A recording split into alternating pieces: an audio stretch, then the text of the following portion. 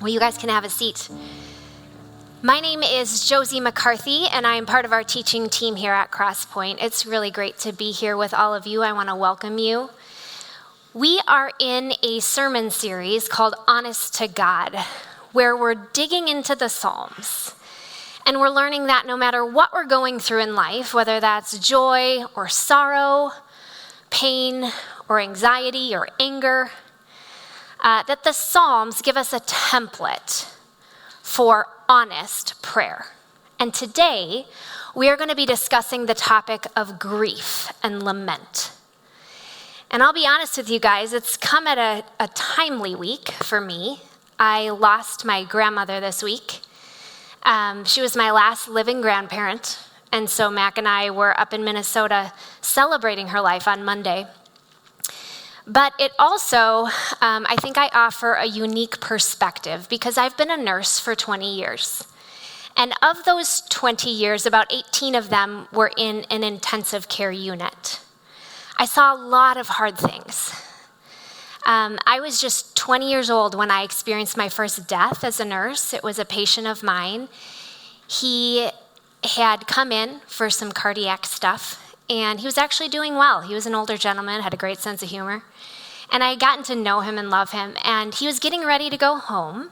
He was up in the chair doing well, when all of a sudden, out of nowhere, he went into VTAC and died. He was a DNR status, so we didn't do anything heroic to save him. We let him go.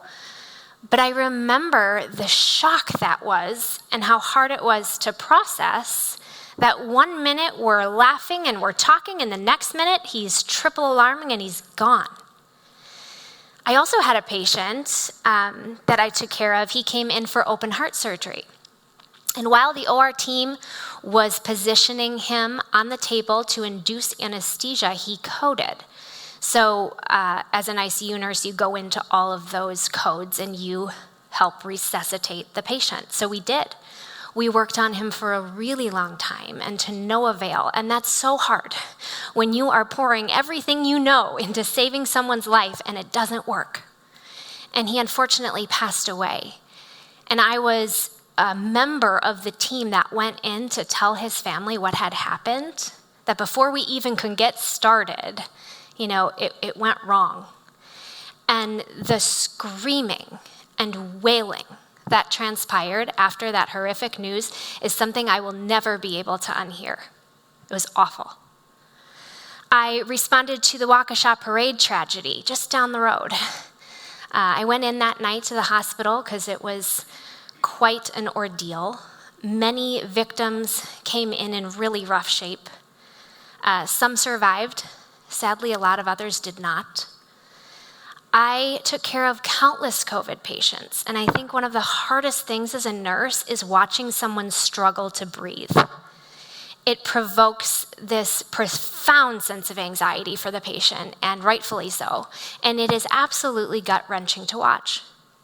So I've basically had a front row seat to tragedy and trauma and pain for the better part of my career. But here's the thing, you guys. Pain and suffering are not isolated to a hospital room.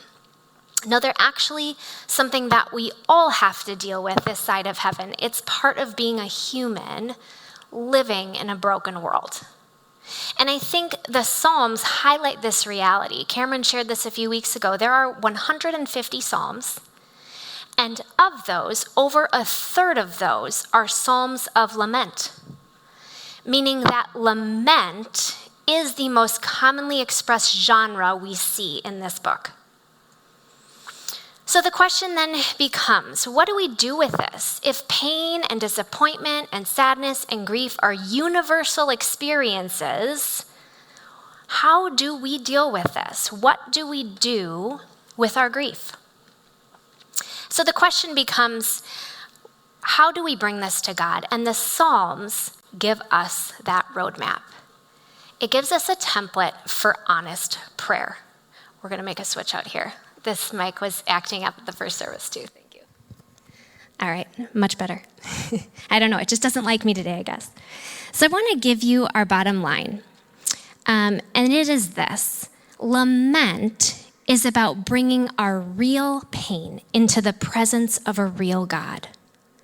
What we're going to learn today is that God invites us to be completely honest with our pain, completely honest with our hurt. He wants to know it. He wants to meet us in it.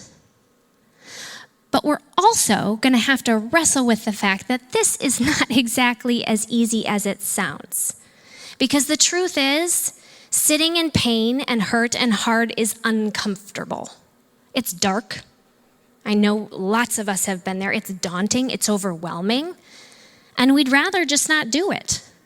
And because of that, we adopt a lot of unhelpful things when we're facing grief. And so what I want to do today, here's where we're headed. I want to highlight 3 of the most common temptations that we fall into when we're facing grief. And then I want to show you how the Psalms model for us and invite us into something different. So we're going to take something unhelpful and exchange it for a much better way. So the first is this. We're being invited to exchange suppression with honest expression. This is at the heart of lament, giving voice to our pain, giving voice to our hurt. And yet, the number one temptation that most of us face when we're in this place is to avoid it, to ignore it, to push it down. Suppression is refusing to admit our hurt. And I think suppression can take on a lot of forms. It can look a lot of different ways. So I've just kind of come up with a little list of a few of those. The first is distraction. I think a lot of us use distraction to suppress our pain. We throw ourselves into a home project or a work project, anything to kind of busy our minds so we don't even have time to attend to what's going on in us. Another one is medicating. A lot of us do this, right? We do this with substances, drugs, alcohol, anything to take the edge off just a little bit. Another one, I do this a lot, is I like to perform. I like to fake it till I make it. I can trick myself into thinking that if I can just function in my everyday life, if I can be a good mom and a good nurse, right, then I must be fine. Like there's nothing else deeper going on, nothing to see here. But no matter what we do to suppress our pain, the through line is this: avoiding our pain and ignoring our pain does not make it go away. I wish it did, but it doesn't. It often actually makes it worse. We have a dog named Beacon. He's a fluffy fellow. And Beacon recently got a hot spot on his neck. I didn't notice it right away. I was bending down and adjusting his collar one morning, and I felt something kind of wet. And so I took a deeper look, and then I started to smell something. So I peeled back his fur, and it revealed this wound. And I'm really glad I caught it, because if this thing would have gone left untreated, it definitely would have led to like a deeper infection in his body. And so I went into all-out nurse mode on my dog. I shaved the fur around the site. I cleaned it up with hydrogen peroxide and antibiotic ointment, and I sort of treated him like one of my patients. You know, every couple hours I would reapply. And then I left his collar off so that it could get some air, so that all the gross stuff could come out and the healing process could take over. And I think this is a really good metaphor for what expression through lament is all about. It's exposing or bringing to light the things that are going on underneath the surface. These things that if left untreated are going to fester, and they're going to lead to a deeper wound, deeper pain, deeper hurt. And this is where the Psalms come in. I want to read to you guys from Psalm 13. This is obviously a psalm of lament. This is David speaking. And in verse 1 and 2, it says this: "How long, Lord, will you forget me forever? How long will you hide your face from me? How long must I wrestle with my thoughts and day after day have sorrow in my heart? How long will my enemy triumph over me? So a little background to this, David is in distress. He's in turmoil because his enemies are winning. But his lament isn't about him venting into a void. No, his lament has a purpose. And he is expressing himself in two directions. So I want to take a look at this. The first thing we see is that David has this inward expression. He's telling himself the truth about where he really is. He's not trying to avoid his pain. He's not trying to ignore it. No, he's giving voice to it. This is what's really going on inside of me. He's reckoning with that. But then we see this second expression. It's an upward expression. David is addressing God directly. He's naming his pain to God. And in this way, David is inviting God into that pain. And see, these two ways of expression are important because when we take this courageous step of giving voice to our pain, we not only realize where we really are, we're giving voice to what's going on inside of us, but we realize that God is waiting to meet us there in the center of our pain, in the center of our brokenness, and that this is in fact the very place where God's healing and restoration begin, the center of our pain, where we really are. So we're being invited to exchange our suppression with honest expression. That then leads to our second exchange, which is this. We're being invited to exchange isolation with community. Now, I don't know about you. When I'm going through something hard in life, I have this strong tendency to want to pull away from community, isolate myself, hibernate, hide. I sort of begin this thought process like, oh, I see all that they're dealing with. Like they don't want to deal with what I'm going through too. They have enough to deal with. Or I even get into like the self-protective mode where I just think, man, I don't really want people to see me in that light. It's kind of an unattractive place to be when you're in the throes of grief and pain. I don't really want to have people see me like that. So I don't want to make that vulnerable choice. But this can do a lot of harm for us. When we isolate, it can result in deeper pain because the loneliness sets in, depression sets in, fear can mount, and then we lose our perspective altogether. But you see, the Psalms invite us into something different. They're inviting us to replace our isolation with community. And I did a little deep dive into Psalms of Lament. There are 73 Psalms of Lament. 59 of them are individual laments, and then 14 of them are corporate or communal laments. So the individual laments, they're voiced by a single person crying out to God in their distress and their grief, their personal suffering. And then these corporate or communal laments, well, these are voiced by a community of people struggling with the same thing. So it's often in relation to a national disaster, war, exile, famine, these sorts of things. And what struck me as I discovered this here is that we see a willingness in the Psalms, not only to bring our pain into the presence of God, but also into the presence of other people. And we see examples of this throughout Scripture. I think of Ruth and Naomi. Moses and Aaron's another example, but one that I wanted to linger on here for a bit is David and Jonathan. So I want to read to you guys from 1 Samuel 23, verse 16 and 17. And it says this, "And Saul's son Jonathan went to David at Horesh and helped him find strength in God. 'Don't be afraid,' he said. 'My father Saul will not lay a hand on you.'"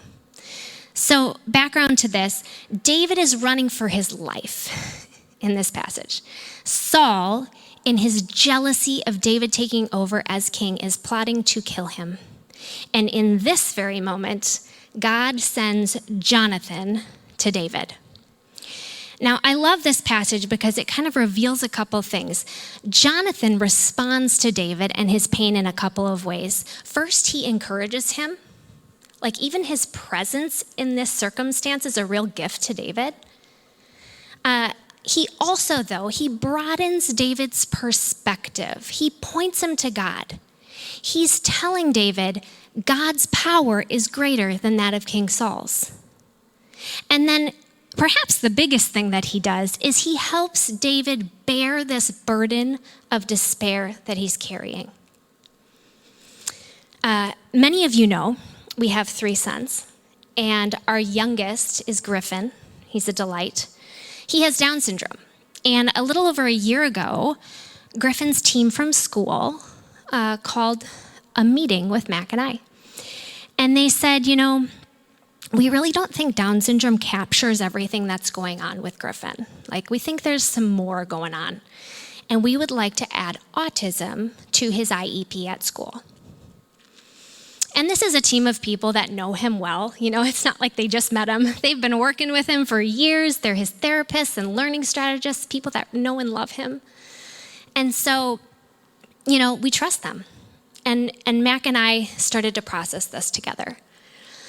And it really didn't come as a shock because we've known Griffin his whole life, and he definitely has signs of autism as well. He has a strong reactivity to loud noises. That's why fire drills are the worst. He also doesn't like basketball games. Those buzzers are just awful. He also has a lot of stimming behaviors. He taps his head incessantly on hard objects. He twirls beads in many directions and with both hands. Really good at that one. He flaps his hands like a little bird taking off in flight. Many of them are sweet and endearing, but there's also really hard things about this, because one of the things that Mac and I have noticed throughout the years is that Griffin has a really hard time in social contexts. He doesn't interact like the other kids do, and it overwhelms him. It causes a lot of anxiety, and that's really hard to deal with. And so we began to let this digest, this news. Wow, my son, he not only has 1 diagnosis, but 2. Down syndrome is limiting. It makes his life challenging. Adding autism to that, well, that is just a whole new layer, and one that seems really difficult. And so I began to process this, and a real grief set in. I could feel it. It was a little subtle at first, and then it sort of was like this wet blanket, this grief. And so I brought it before the Lord. I started lamenting this to God, and I felt him encouraging me, like, yes, I want you to bring your pain before me, but I also felt him challenging me to bring this pain and grief into the presence of those around me. And that was harder. It was hard because it was hard to even acknowledge to myself that I was grieving this in my own son's life, my beautiful, perfect little boy. But saying it out loud to other people, well, it made it feel more real. But I did. I took the courageous step. I invited people in, and when I did, a really beautiful thing happened. Although these people in my life, they couldn't fix it, they couldn't make it go away, they couldn't save me from my grief, what they did offer me was a different perspective. They pointed me to God. And ultimately, sharing my grief with them lightened my load. It was like bringing this before other people. It made it more bearable. And so I do believe that community is essential for our healing. It allows pain to be named and carried together. And whether it's something that we're going through individually or collectively, God's healing power can be huge in our life. It can allow us that deeper level of healing that he very much wants to bring about. So we're being invited to exchange our isolation with community. And this then leads us to our final exchange. And that is, we are being invited to exchange despair with trust. I think one of the biggest temptations when we're walking through the thick of it in grief is to remain in our state of despair, to just be swallowed by it. And I want to be clear here, it is important to voice your pain. That's what we've been talking about. It's a natural part of grief. But what becomes problematic is when we let despair get the last word. And it's really interesting because when we look to the Psalms, although these Psalms of lament, they start in despair and in turmoil and in distress, but they don't end there. Going back to Psalm 13, for the first 4 verses, we see David crying out to God in his grief and despair. But then comes this turning point. We see it in verse 5 and 6, and he says this, "But I trust in your unfailing love. My heart rejoices in your salvation. I will sing the Lord's praise, for he has been good to me." Trust becomes this turning point. And this trust for David is anchored in remembering God's past faithfulness. So when Griffin was 3 years old, he had this thing called an ABR. It stands for Auditory Brain Stem Response Test, kind of a mouthful. But what was happening is Griffin was struggling with his hearing. We were concerned about it, and he wasn't able to take the standard hearing tests. So what happened was we brought him into Children's Hospital. They put him under general anesthesia, and then they would introduce noise into his ear, and he had an EEG reading on his sweet little head, and they would track his response or his brainwave reactivity to the noises they were introducing in his ears.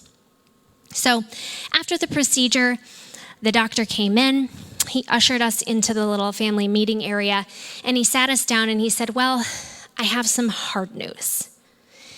And, at this point in Griffin's life, he's 3, Mac and I are like, do we get good news? Like, is there any good news to this life of ours? It's kind of hard. But no, once again, bad news.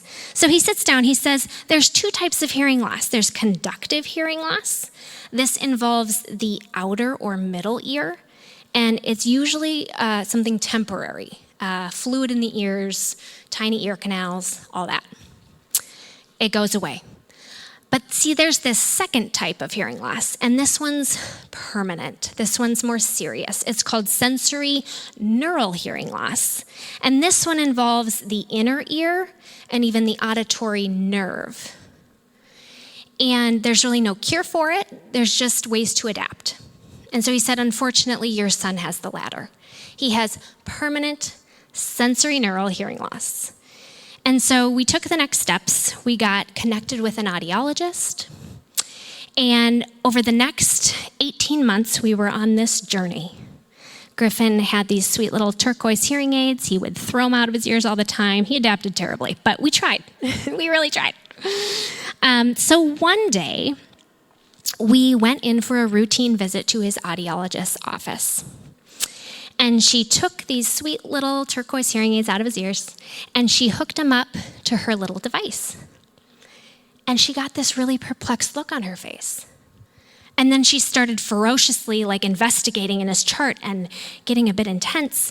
And I kind of called a timeout. I was like, well, what's going on? What are we doing? She was kind of a matter-of-fact person and very scientific. And she just said, well, the results of what I just ran are just not consistent with his diagnosis. This just doesn't make any sense. She says, the test I just ran says that Griffin has normal, healthy hearing. And I said, interesting. And she's like, so we better run it again. I'll run the test again. So she runs it again. Same result. And she looks at me, she said, Josie, in my 30 years of practice, I have never seen anything like this. I can't explain it. Your son doesn't need hearing aids anymore. And in that moment, I knew that God had healed him. God made Griffin's permanent hearing loss temporary. Praise God.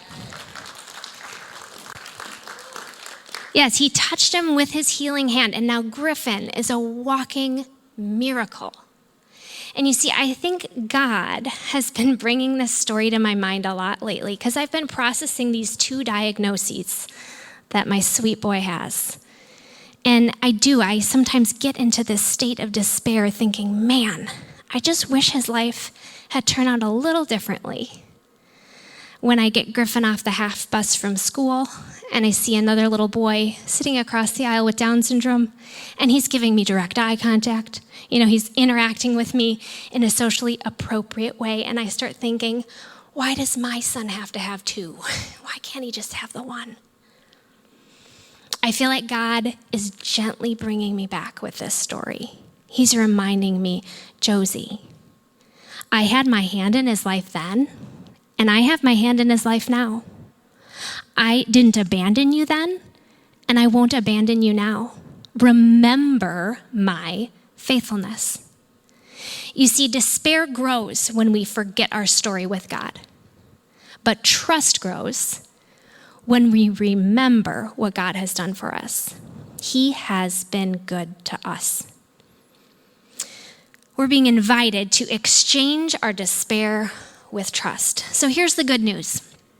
Our pain, it doesn't need to be avoided. God wants to know about it. He wants to meet us in it. And the way that we do this is by learning how to lament. Lament is about bringing our real pain into the presence of a real God. And I want to close here today by kind of putting it all together. I'm going to read all of Psalm 13 to you so that we can see how David does this. So verse 1 and 2, how long, Lord, will you forget me forever? How long will you hide your face from me? How long must I wrestle with my thoughts and day after day have sorrow in my heart? How long will my enemy triumph over me? So again, we see David expressing his pain. He's giving voice to his hurt. He's getting it out there.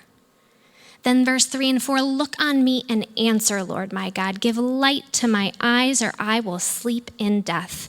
And my enemy will say, I have overcome him, and my foes will rejoice when I fall. So now David is breaking out of his isolation, and he's asking for a response. And in this case, that response comes from God. And then verse 5 and 6, but I trust in your unfailing love. My heart rejoices in your salvation. I will sing the Lord's praise, for he has been good to me. Again, the turning point. So God takes David's lament and he replaces his despair with trust. And he will do the same for us. I want to give you some action steps, some ways to respond to this message today. If God is prompting something in your heart, follow that. If not, I want to just give you a couple reflection questions here to start. Number 1, what pain in my life needs to be exposed? Am I suppressing something that needs to be expressed? Second, do I have community in my life that I can share the hard stuff with? I want you to identify who those people are for you. And then 3, how has God demonstrated his faithfulness to me? What stories from my past come to mind? And then some practices that we can engage in here. I want you to write a lament.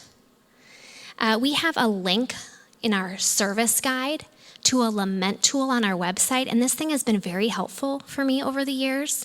It kind of gives you a step-by-step guide on how to kind of lay it all out there for him. It asks some helpful questions and can really help you put that together. Number 2, call a friend. Let them know you're struggling. Bringing people into our pain and hurt is a huge component of our healing. And then lastly, journal about God's past faithfulness in your life. I think writing it out even might remind you of stories that you've forgotten, stories that God really wants to bring to your mind so that your healing can begin. Why don't we stand for closing prayer?